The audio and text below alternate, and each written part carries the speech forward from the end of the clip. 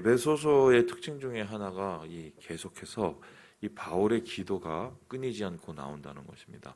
우리 이미 앞서서 이 바울이 이 에베소 교회를 향해서 기도하는 첫 번째 기도의 모습을 보았습니다. 그 기도 속에서는 이제 바울이 에베소 교회를 향한 간절한 이 마음들이 이렇게 나타나셔서 한마디로 그들이 하나님 안에서 이 정말 진짜 교회다운 교회가 되게 해달라고, 그리스도의 몸된 교회가 되게 해달라는 그 기도를 드렸다면, 이제 두 번째 기도가 오늘 우리가 살펴보는 기도인데요. 첫 번째 기도처럼 이 교회가 정말 하나님의 아름다운 교회, 영광이 넘치는 교회가 되게 해달라고 기도를 하고 있습니다. 그런데 이 첫 번째 기도와 두 번째 기도에 비슷한 이 말과 단어가 나오는데요. 이제 그게 무엇이냐면요. 우리 함께 한번 살펴보도록 할까요? 우리 어디죠? 우리 19절의 말씀을 같이 한번 찾아보도록 하겠습니다. 19절의 말씀입니다. 시작. 그 너비와 길이와 높이와 깊이가 어떠함을 깨달아 하나님의 모든 충만하신 것으로 너희에게 충만하게 하시기를 구하노라. 충만이라는 단어가 또 여기 다시 등장을 합니다. 교회가 충만하기를 원한다. 충만이라는 단어는 무엇입니까? 가득 넘치도록 차는 것을 뜻하는 것입니다. 교회에서 쉽게 설명하면 이게 뭐 부흥이 될 수도 있고, 하나님의 교회를 향한 뭐 성장이 될 수도 있고, 교회가 그토록 원하는 부흥, 충만, 이것이 그의 교회 가운데 나타나게 원한다라고 이야기를 하고 있습니다. 그렇다면 우리가 보통 생각할 때 하나님의 부흥이 교회 가운데 나타난다, 하나님의 충만이 교회 가운데 차고 넘친다, 이렇게 생각을 하면 우리가 보통 세상적으로 우리가 판단하고, 야, 저 교회는 되게 잘 돼, 저 교회는 되게 부흥해 라고 얘기했을 때 우리가 생각하는 것은 보통 뭡니까? 1번, 일단은 사람이 많아야죠. 야, 저 교회 갔더니 막 사람이 빠글빠글 해갖고 막 그 자리가 없어. 막 가면은 뭐 1부고 2부고 3부고 그렇게 사람들이 많아. 또 두 번째로 보는 게 뭐예요? 솔직히 말하면 건물이죠. 건물이 되게 막 계속해서 막 커지고 아름다워지고, 야, 교회 갔더니 뭐도 있고 저것도 있고, 일단 사람 많고 교회 건물 크고, 이러면 야, 저 교회는 부흥하는 교회야 라고 봅니다. 거기에다가 이제 부흥과 충만을 얘기하면 뭡니까? 갔더니 야, 분위기가 장난이 아니야. 막 예배를 드리는데 막 뜨겁게 사람들이 기도를 하고, 또 예배를 막 하는데 사람들이 막 기쁨이 넘치고, 막 이런 소위 말해서 예배의 뜨거운 예배의 감격, 이런 것이 있는 것을 보통 사람들은 충만, 부흥 뭐 이렇게 얘기를 합니다. 그러기 위해서 이제 저도 사실 제 마음속에 그런 마음이 왜 없겠어요. 막 교회가 좀 건물이 좋아졌으면 좋겠죠. 그리고 어떻게든 막 한 사람이라도 더 늘면 기분이 좋습니다. 뭔가 부흥하는 것 같고, 그리고 한편으로 또 막 예배가 뭐 뽀드러지게 막 뭔가 좀 이렇게 시끌벅적하고 그러면은 뭐 교회가 좋을 수밖에 없겠죠, 기분이. 그런데 신기한 거는 오늘 바울이 이 에베소 교회의 충만, 에베소 교회의 부흥에 대해서 얘기하는 게 우리가 지금 생각하는 이 최소의 상식하고 조금 다르다는 거예요. 그러니까 우리가 부흥하다고 생각하는 게 많다, 또 우리가 생각하는 거는 뭐 뜨겁다, 우리가 생각하는 건 뭐예요? 막 멋있다, 크다, 뭐 이런 개념하고는 조금 다른 얘기를 하고 있는데요. 진짜 교회의 충만, 진짜 교회의 부흥, 진짜 교회의 영광, 그것이 나타나기 위해서는 어떤 일이 일어나야 되느냐? 오늘 바울의 기도를 통해서 세 가지를 우리에게 이야기를 하고 있습니다. 우리 함께 우리 16절의 말씀을 같이 한번 읽어보도록 하겠습니다. 16절입니다. 시작.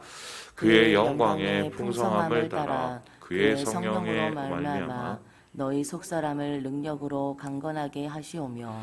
우리 생각에는 막 뭔가 분위기가 거기 가면은 가만히 있어도 막 옆에서 박수치고 뜨겁고, 여러분 아시죠? 그 오산리 기동을 가보세요. 막 이런 게 충만이고 부흥이라고 생각하려는데, 바울이 첫 번째 충만을 위해서 기도하는 게 뭡니까?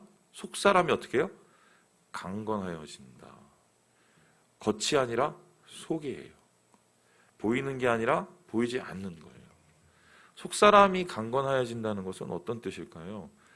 우리가 옛사람의 모습이 아니라 새사람의 모습이 되고 우리의 마음이 성령으로 뜨겁게 되고 충만케 되고 우리의 마음속에 먼저 내적인 기쁨이 차고 넘친다는 것입니다.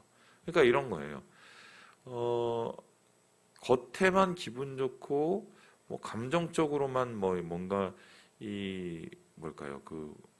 좀 동료가 되고 이런 거가 중요한 게 아니라 내가 예수 믿기 전하고 예수 믿은 후하고 내가 교인이 되기 전하고 교인이 된 후가 변화가 일어나고 있다는 거예요. 그러니까 진짜 부흥은 마음이 변하지 않으면 절대 일어나지 않습니다. 우리의 심령의 변화가 일어나지 않으면 하나님의 충만이 나타날 수가 없어요. 그도 그럴 것이 예수를 믿는다는 걸 우리가 어떻게 증명할 겁니까? 너 예수 믿어? 나 예수 믿지. 너 예수 어떻게 믿어? 나 주일마다 교회 가. 나 주일에 헌금해. 나 수요일 날도 가. 어이구, 너 예수 잘 믿네. 여러분, 세상에서는 그렇게 평가할지 모르지만 예수 안 믿는 사기꾼조차도 그렇게는 다 할 줄 압니다. 예전에 이 교회에서 사기치시는 분들의 공통점이 그렇게 교회에 나와서 열심히 할 수가 없어요. 근데 나중에 이제 투자한 거 거둘 때 되면은 완전히 이 사람이 교인이 아니었다는 게 등장을 하죠. 제가 저 어릴 때부터 이거 수많이 봤고요. 그런 겉에 보이는 거는 얼마든지 꾸미고 얼마든지 저걸 할 수 있어요. 하지만 오늘 말씀처럼 내적인 변화, 내 속사람이 변화하는 거, 내 안에서 뭔가 하나님의 역사가 나타나기 시작한 거, 부흥은요 마음이 변화로부터 시작이 된다고 얘기를 하고 있어요. 그래서 저는 이제 그렇게 생각을 해요. 예전에도 제자 훈련을 하면서 제가 항상 고민했던 문제가 뭐냐면 지식을 깨달으면은 우리가 정말 제자가 될까? 제가 그게 그때 그렇게 고민이 됐었습니다. 그리고 지금은 어느 정도 정리가 됐어요. 결론은 뭐냐면 안 하는 것보단 낫지만 많이 한다고 변화되는 건 아니다. 제가 볼 때 오히려 교회 안에서 공동체로서 살아가면서 부딪히고 깨지고 그러면서 자기가 뭔가 돌아보게 되고 자기 마음속에서 하나님이 역사하시는 것을 바라보는 그런 일련의 일상의 삶의 과정 속에서 우리의 마음이 변하게 더 쉽게 되고요. 사실은 배워서 배운 게 막 마음을 변화시키고 이런 건 그렇게 많이 없더라고요. 제가 경험을 해보니까. 그래서 주님께서는 오늘 바울의 기도를 통해서 진짜 충만은 속사람의 변화다. 마음의 변화다. 이것이 바로 교회와 우리 성도들의 하나님 안에서의 부흥이다 라고 이야기를 하고 있습니다. 두 번째로 이 바울이 에베소 교회를 향해서 기도하는 충만과 부흥은 어떤 모습일까요? 우리 함께 우리 17절의 말씀을 같이 한번 읽어보도록 하겠습니다. 17절입니다. 시작. 믿음으로 말미암아 그리스도께서 너희 마음에 계시게 하옵시고 너희가 사랑 가운데서 뿌리가 박히고 터가 굳어져서. 두 번째로 얘기하는 건 뭐냐면 믿음으로 그리스도께서 너희 마음에 계시게 하시옵고 라고 기도를 합니다. 자, 첫 번째는 뭐예요? 속사람의 변화예요. 속사람이 강건해지는 거. 그러면 속사람은 어떻게 강건해지느냐? 예수님이 계셔야 돼요. 부흥은 예수님이 계시는 겁니다. 우리 가운데 예수님이 계시고 우리 마음 가운데 예수님이 계신 게 부흥입니다.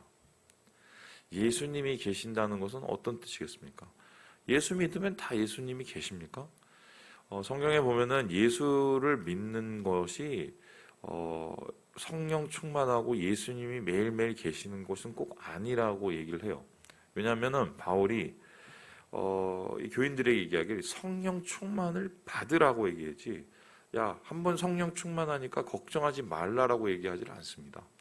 성령 충만을 받는 거예요. 매일매일.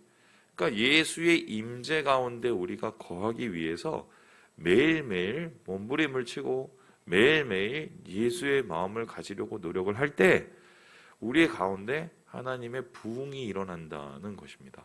자, 그렇다면은 그리스도가 내 마음에 있기 위해서, 그리스도가 우리 공동체 가운데 있기 위해서는 어떤 일이 계속적으로 반복이 돼야 될까요? 그 초대교회의 모습을 보면은 지금의 예배하고는 좀 많이 모습이 달랐습니다. 지금처럼 이제 형식이 우리 들어오면 사도신경하고 찬송하고 일어났다가 앉았다가 설교 듣고 이러지 않았어요.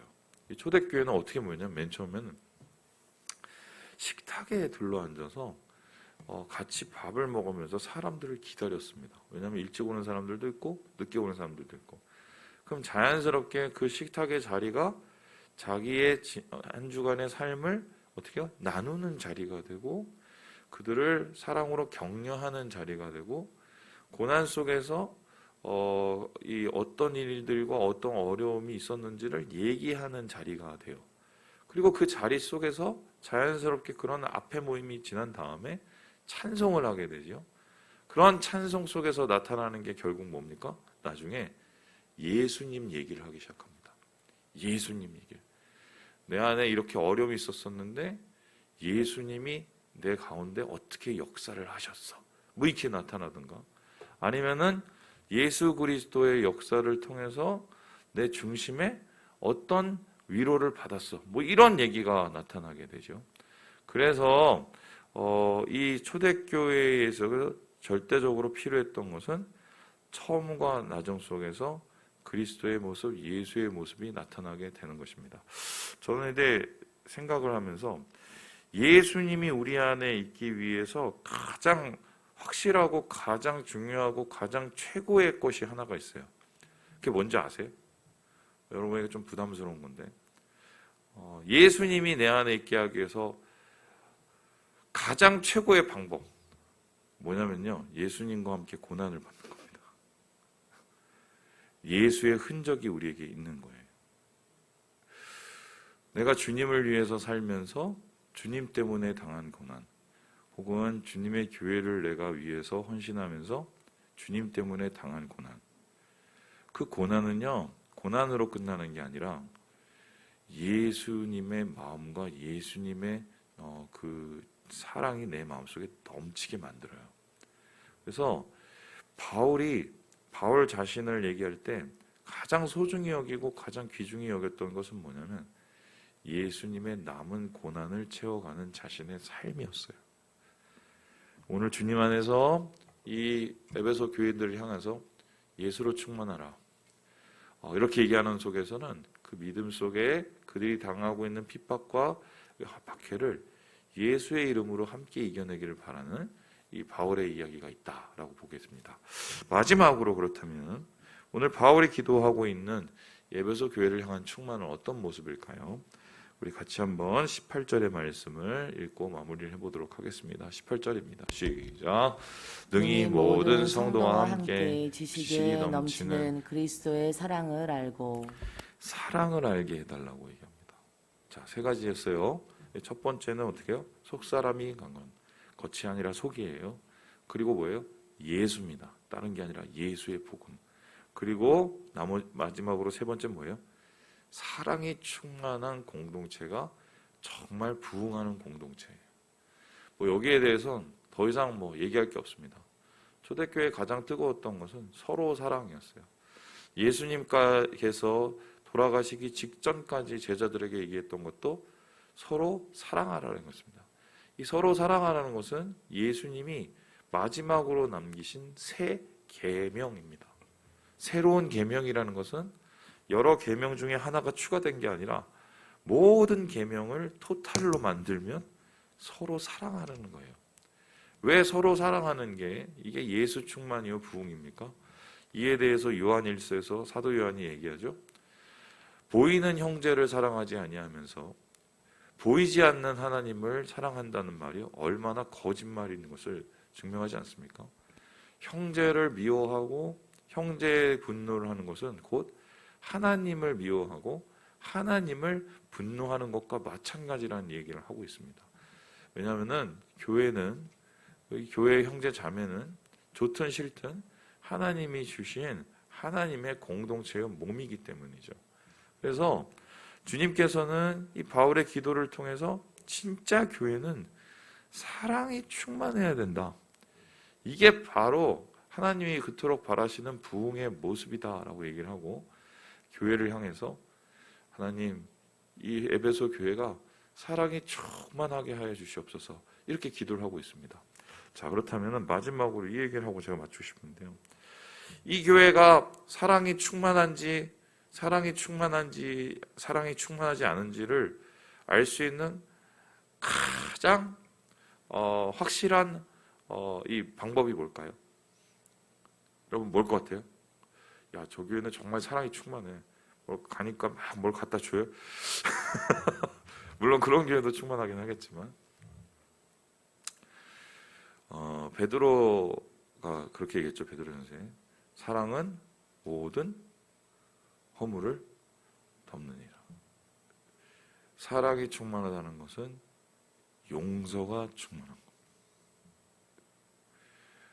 것. 우리가 한 교회로 살다가 알게 모르게 서로 상하고 또 다치고 또 서로를 알게 모르게 또 아프게 하는 일들이 얼마나 많이 있습니까? 그런데 우리가 그리스도 안에서 예수 공동체로 살아가면서 예수의 부흥을 꿈꾸고 있다는 것은 그런 아픔과 또 그런 상처들이 있지만, 그럼에도 불구하고 그런 것들을 그리스도의 사랑으로 용서하는 과정이죠.